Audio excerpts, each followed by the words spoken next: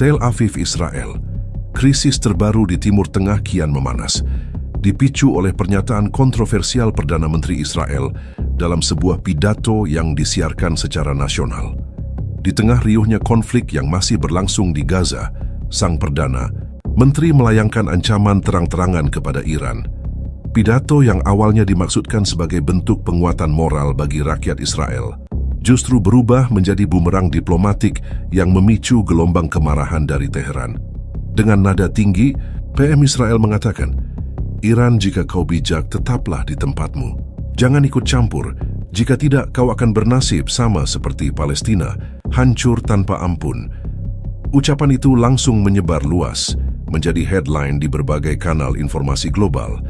Namun di balik layar, pernyataan tersebut disambut dengan senyuman tipis oleh sejumlah pihak di Iran, bukan sebagai provokasi, melainkan sebagai undangan terbuka untuk unjuk gigi.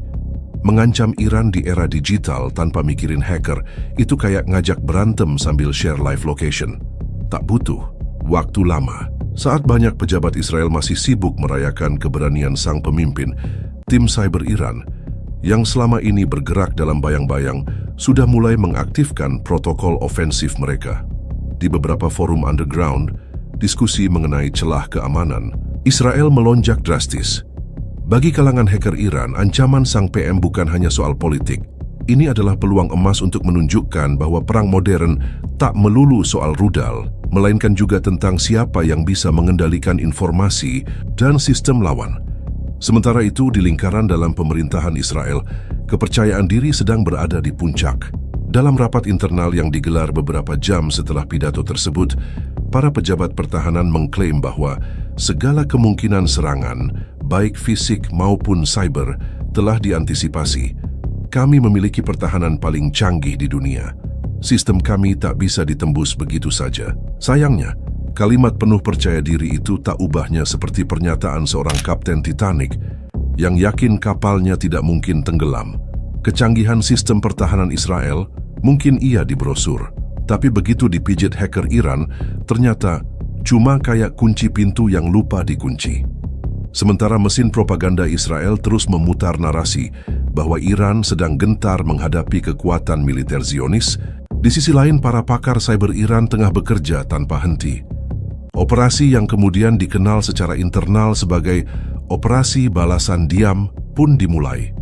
Tanpa banyak publikasi, tim yang terdiri dari elit hacker terbaik mulai meretas jaringan komunikasi Israel. Target utama, menemukan celah pada infrastruktur digital yang mengelola sistem keamanan rumah dinas PM Israel.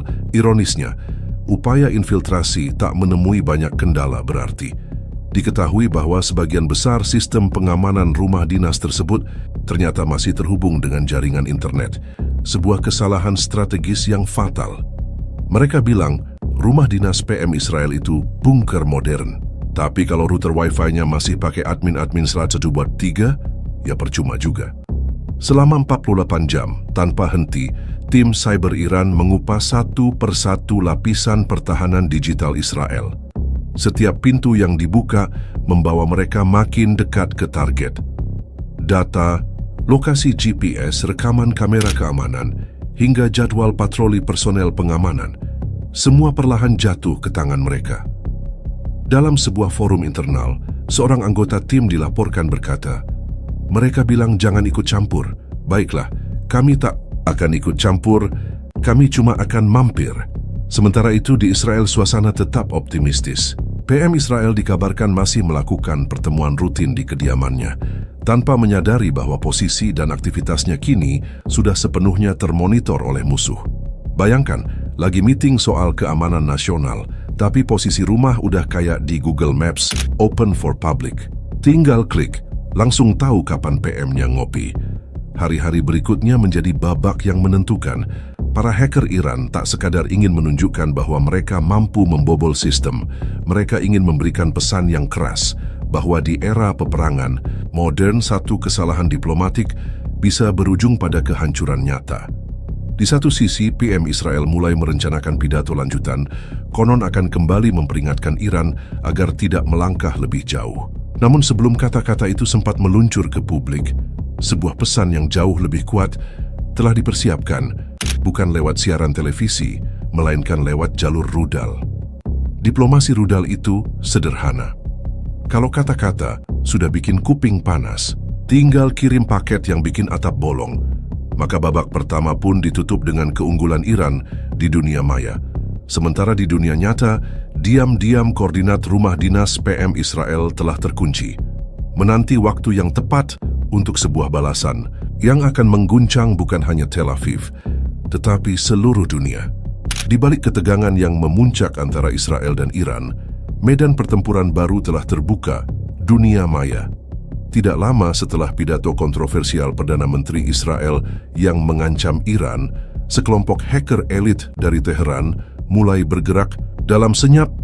Operasi diam-diam ini menjadi langkah balasan pertama Iran, bukan lewat rudal atau pasukan darat, melainkan lewat perang siber yang presisi. Target utama, sistem keamanan digital yang melindungi rumah dinas PM Israel. Perang modern itu bukan cuma soal senjata, kadang cukup pakai laptop dan kopi kental, bisa bikin jenderal lawan pusing seminggu.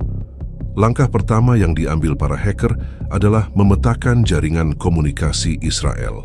Meski Israel dikenal memiliki sistem pertahanan cyber yang kuat, tim Iran berhasil menemukan beberapa celah yang selama ini luput dari perhatian. Ironisnya, sebagian sistem yang mengelola akses kontrol, kamera pengawas, hingga sistem penjadwalan keamanan rumah dinas ternyata masih menggunakan protokol lama yang rentan.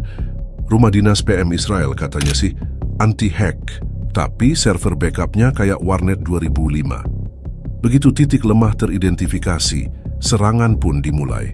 Menggunakan teknik multifaktor cyber attack, tim hacker Iran menyerang berbagai lapisan sistem sekaligus. Dalam hitungan jam, firewall yang selama ini dianggap tak tertembus, mulai menunjukkan tanda-tanda kelelahan. Sementara itu, PM Israel dan stafnya masih beraktivitas seperti biasa, tanpa menyadari bahwa layar-layar pengawas di ruangan mereka mulai dimanipulasi. Kamera yang seharusnya memberikan pantauan real-time kini menampilkan feed palsu, sementara data log akses mulai dipalsukan oleh pihak Iran. Bayangkan, penjaga lagi lihat CCTV, kirain aman-aman aja, padahal yang lagi ditonton itu rekaman semalam. Sekarang rumahnya kayak reality show yang udah delay. Keberhasilan awal ini mendorong tim Iran untuk melangkah lebih jauh. Mereka berhasil menembus sistem yang menyimpan metadata penting, termasuk koordinat GPS dan blueprint rumah dinas PM Israel. Dengan informasi tersebut, para hacker dapat menentukan dengan presisi posisi kamar tidur, ruang kerja, hingga jalur evakuasi darurat yang selama ini dirahasiakan. Blueprint rumah PM Israel bocor. Sekarang hacker Iran tahu di mana dia ngopi, di mana dia galau, bahkan di mana dia simpan koleksi dasi. Dalam salah satu forum internal yang bocor ke publik, seorang anggota tim hacker dilaporkan mengatakan, mereka ancam Iran biar nggak ikut campur. Sekarang kami bukan cuma ikut campur, kami tahu cara bikin sup di dapurnya. Sementara operasi berlangsung, jaringan diplomatik Iran tetap diam. Tidak ada pernyataan resmi, tidak ada provokasi di media. Namun di balik layar, proses penguncian target sudah hampir rampung. Selama proses tersebut, tim Iran memastikan bahwa informasi yang mereka peroleh dapat diintegrasikan langsung ke dalam sistem peluncuran rudal presisi tinggi milik militer Iran. Di sisi lain, pasukan keamanan Israel baru mulai mencurigai adanya anomali ketika beberapa perangkat kontrol manual mulai menunjukkan error. Namun sayangnya saat itu sistem utama sudah sepenuhnya berada di bawah kendali pihak Iran. Sistem kontrol Israel kayak mobil yang udah diremote, supirnya masih pegang setir, padahal arah udah dikendalikan orang lain. Pada puncak operasi, tim hacker Iran berhasil mengunci koordinat real-time rumah dinas PM Israel. Posisi sang Perdana Menteri yang sebelumnya bersifat rahasia, kini tersedia lengkap, siap untuk dieksekusi oleh pasukan militer Iran. Sementara PM Israel tengah bersiap untuk konferensi pers lanjutan yang dijadwalkan esok hari. Tanpa disadari, layar komputer di ruang pengamanannya telah dimodifikasi, menyembunyikan peringatan ancaman yang seharusnya tampil. Komputer PM Israel nggak bisa update warning, soalnya udah diset ke Do Not Disturb selamanya.